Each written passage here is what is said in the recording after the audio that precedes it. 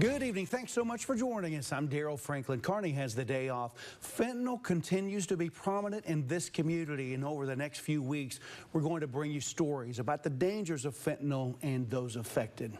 Dylan Jimenez spoke with two mothers who lost a child to fentanyl, and he joins us now with our top story. Dylan.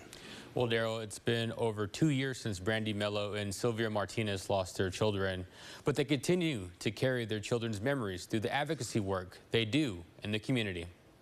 Breaking Fentanyl's grip on KFDX is sponsored by Central Plains Center.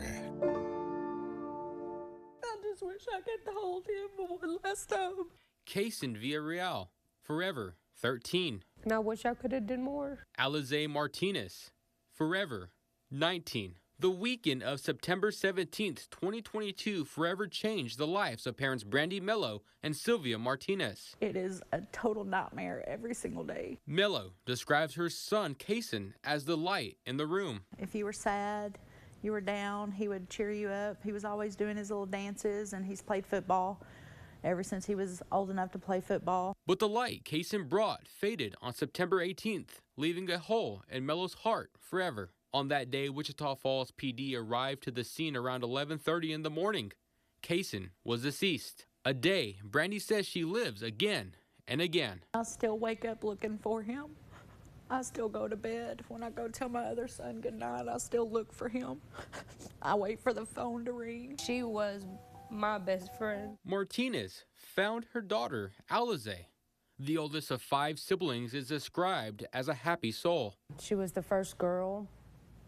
She was funny and just all over the place all the time. She was always happy. On September 17th, Martinez entered Alize's room to find her deceased after taking Percocets the night before. Finding her is forever burned into my memory. Both mothers still living in the nightmare of losing their child. I know how bad it gets me down, and I try to do my best to stay in high spirits for the most part, but it's hard every day. I think by me being able to get up every morning and go to my job at Sober Living and help that next person that walks through those doors, I think that I don't know, so to say, I'm pushing all the grief and the feelings I have about Kaysen and missing him away, but it just kind of giving back, you know, being able to help someone else, being that light in their life, being that person that they can lean on. But through the heartache and grief,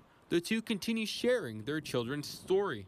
The two started Guardians Against Fentanyl, a nonprofit to spread awareness and create a rehabilitation space, wanting families to know they're not alone. We can raise more awareness. Ever since putting up the page, I've had 7 different families message me, not knowing that it has impacted more kids than their children. It's really important that we share Kaysen and Alize's story because they were known in this community. Alize was loved by this community by so many, and Kaysen, he had over almost 2,000 people at his funeral. But even through the work, the missing puzzle piece in their lives will always be there. Mello and Martinez each wanting to love on their child one more time. I will keep his memory alive, and I'll never stop saying his name and telling his story. I'm sorry. That's what I would tell him. I'm sorry. I'm sorry I couldn't save him.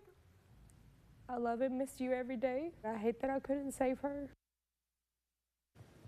Now, if you'd like more information about Sober Life or Guardians Against Fentanyl, just click inside the story on our website. Okay, Dylan, thank you very much. And next Thursday, 1 week from tonight on KFDX 3 News at 6, we're going to talk more about the dangers of fentanyl and how police officers have tried to reach our youth and warn them about those dangers.